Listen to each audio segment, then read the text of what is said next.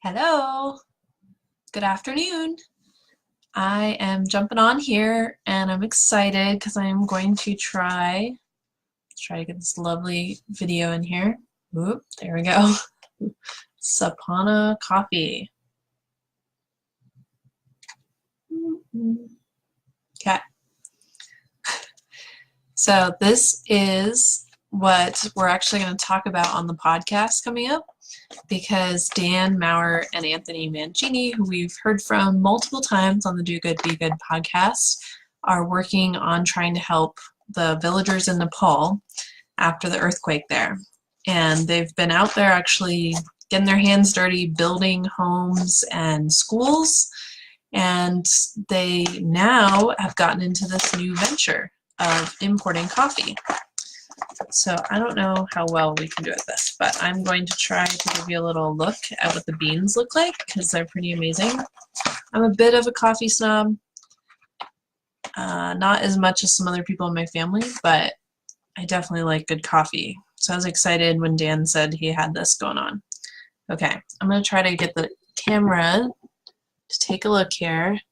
Look at those delicious looking coffee beans. Oh, nope. Apologies if that is hard to see, but basically what I wanted you to see is that they have kind of more of that dry look, which I think is pretty good, and they smell really good. So I have ground up some of them in my fancy grinder in the other room. I feel like I'm on a cooking show, like, ooh, look, and here it is already ground. So yes, I ground some. And I also have this fancy method that I've been showing people that I learned from Alice Gibbs, who's a coffee obsessed person. It's this little individual coffee filter. So we use this when we travel or go camping. We got one at REI. It's only like $9, $10. And it just snaps onto a cup and has this nice like silky feeling coffee filter. So since my husband's not home and I'm just making coffee for myself and I wanted to be able to do it actually live here in front of you, then I figured this would work really well. And I got to show it off. Oh, there's my water. I'll be right back.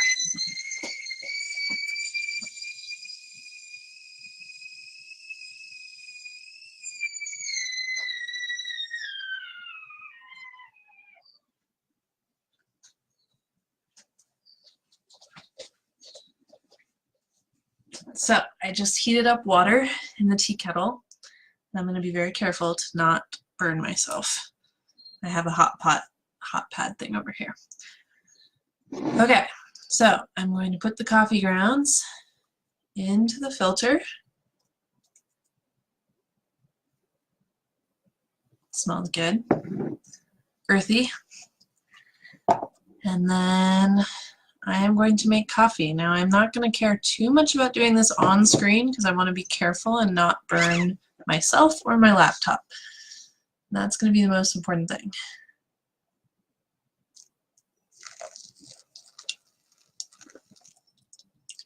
I'm just going to do a little bit at a time because I want to make sure I get it nice and steeped. Good afternoon, Risa. If you need some coffee, you can come over and join me. Risa is my often at-home working buddy. Got my coffee that I'm working on brewing in my little cup. I'm just doing a little at a time.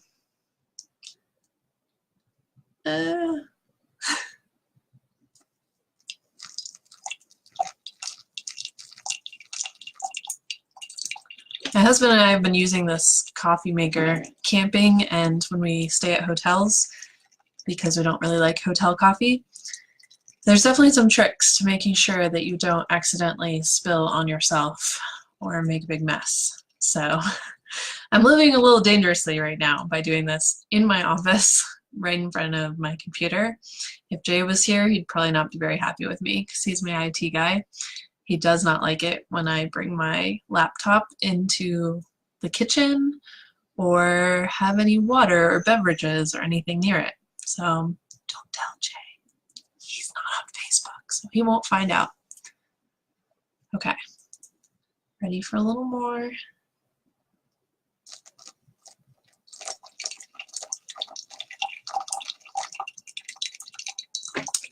So while it is brewing, I had demoed earlier, but I've got my lovely bag of Sapana Coffee, which I picked up at the Flagstaff Flea Market.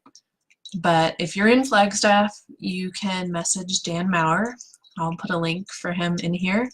And he said in the podcast, which is yet to be released, but should be out either this week or next, that he would hand deliver this to you if you live in Flagstaff. So that's pretty exciting because he's a nice and funny guy, and it would be great to have coffee delivered by him. And if you don't live in Flagstaff and you're really into coffee and you want to order it, they said that they would ship. So why the coffee? What is so special about this? Well, I interviewed Dan recently, and he was telling me about how when he was in the villages in Nepal and he was talking to the villagers while they're working side by side, they're trying to rebuild these homes that were destroyed in the earthquake, what they kept telling him was that in the midst of all of the devastation that they've had there, they've also seen all of their young people are going to the Middle East, they're going to other countries and looking for work, and that the previous industries that they had in those villages have been devastated as well as the homes. So for instance, they used to grow coffee in that area, and now they don't even have enough workers to do to start the coffee again. So part of, it's a bit of a chicken and the egg problem. Like, do you build up the farms again and get the coffee to be a sustainable industry, and then try to show people that there are jobs that will pay well and get them to come out? Or do you, will that work to like bring people back or keep more young people from leaving? So, I don't know, and I don't think Dan knows, but I think Dan and Anthony are willing to try whatever the villagers think will help. And so this is something that they're doing, is they're now importing these coffee beans from Nepal, and then they're bringing them down to a roastery from someone that they have a connection to in Phoenix, and roasting them in Phoenix and selling them throughout Arizona and then wherever they can sell them, online. So that's pretty exciting. And it's pretty exciting to just kind of see, like, is this going to work? Is it going to help? And I'm glad to know Dan and be able to kind of follow his journey here, because it's just been such an interesting thing to see what they're trying to do. And I love their risk-taking nature, their willingness to be experimental and just say, I don't know if it's going to work, but we got to do something, because the people there are really in need. So they're trying what they can. So that coffee is looking like it's ready, at least for me to taste. And it smells so good, I don't really want to wait longer. Here, I can put this in here. I have to have some place to put my little coffee filter while I switch over to drinking. This is like, hopefully this is a little bit more exciting than watching paint dry, but we'll see. Watching coffee steep. So I moved my coffee over to a glass, and now I have a mug of fresh Sapana coffee. Okay, moment of truth. I'm going to try it.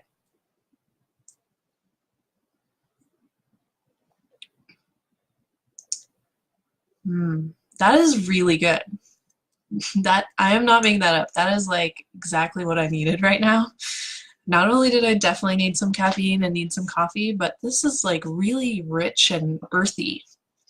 And it looks like it's going to rain outside, and it's just like the perfect kind of coffee when it's starting to get kind of cold and fall, and you just want to just put your hands around the mug and just make yourself nice and warm. here by your webcam or whatever it is that you're doing. So I'm gonna drink some more. I feel like I'm channeling my friends Corey and Kiri right now. They have a podcast called Books and Tea, and they've been doing some podcast episodes from local tea shops. And I really appreciate how they bring you in on the podcast to really feel like you're there with them drinking tea.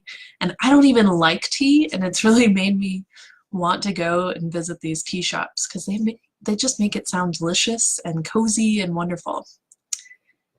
So yes, I can vouch for it. I definitely think the Sapana coffee was delicious. I did say it, but I had meant to put it in the comments, so thank you for asking. So I'm going to tag Dan, because Dan said you can, if you're in Flagstaff, you can just message him directly. Except he never shows up when I do that. Let me message Elevate.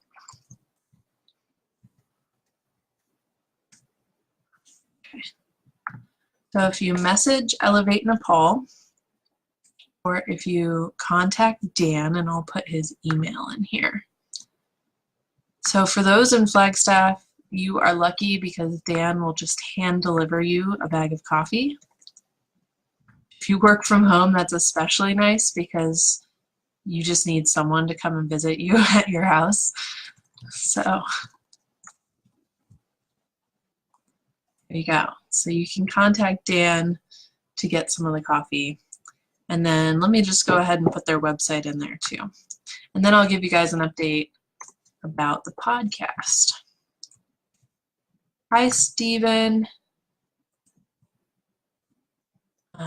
Stephen, you missed the actual brewing of the coffee, but here it is, coffee that I just brewed.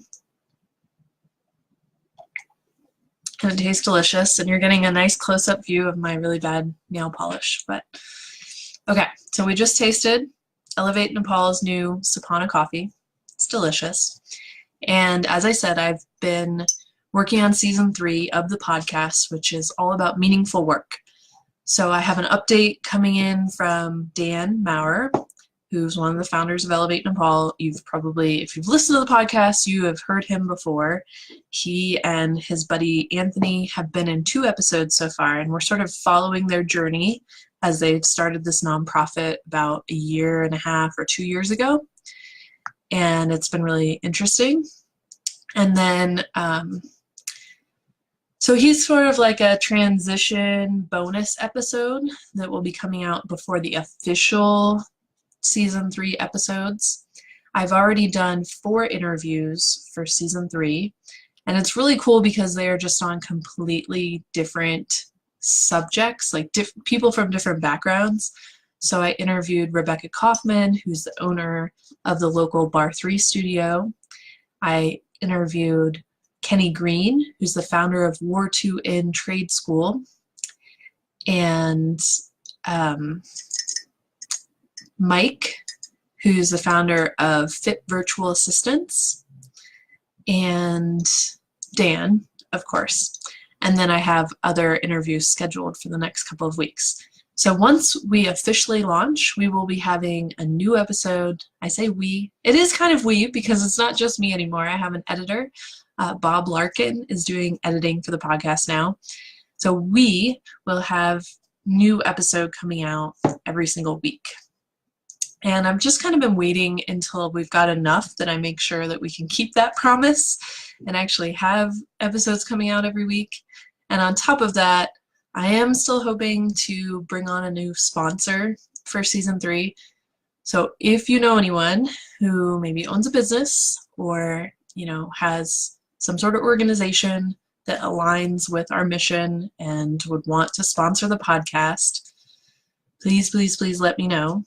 I have a couple of leads, and I'm waiting to try to see if those will come to fruition.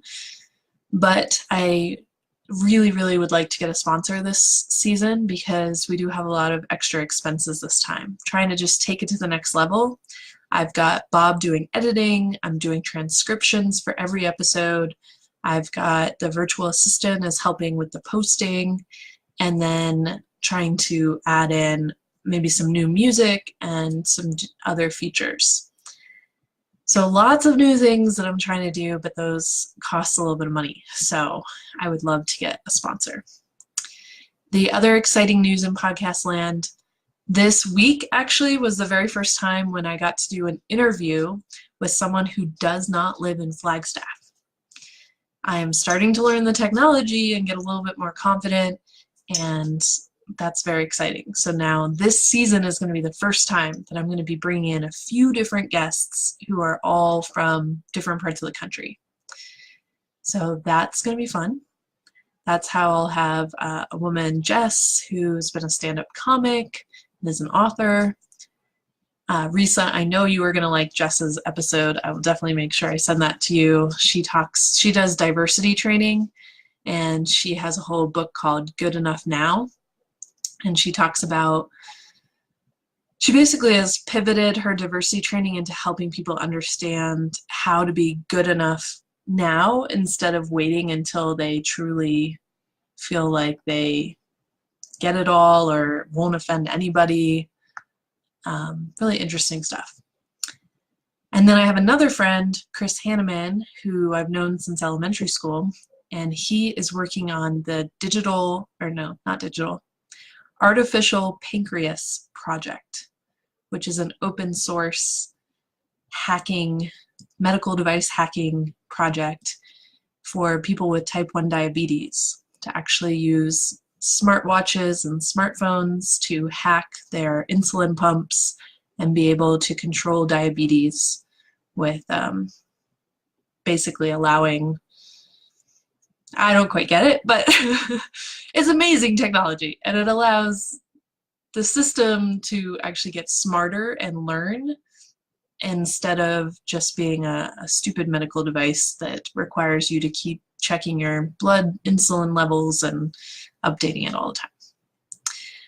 So lots of stuff going on, lots of stuff behind the scenes. I'm excited to get this season out there. Tomorrow there'll be a trailer posted for season 3 that'll have some clips from the interviews I've done already. And then Dan's interview where he'll explain the story behind the coffee, Sapana Coffee, will be coming soon. They also apparently, by the way, had a local artist here in Flagstaff do this beautiful artwork on the bag. So thank you, Bob Larkin, for being my editor. Thank you, Dan, for letting us all have this wonderful coffee, bringing it from Nepal. And thank you to everyone who's helping by being an interview or connecting me with sponsors or just promoting the show or just listening. I really appreciate it. It's a lot of work, but I love it, and I can't wait to get season 3 out there. Any final questions before I go and just enjoy the rest of my coffee? I just see some good little thumbs up and hearts and stuff. That's great. Cool. And if you're watching this in the replay, feel free to add a comment with a question and I'll jump back in and answer it. So yeah, expect to see updates every week now, and there'll be podcasts for your listening pleasure coming soon. See ya!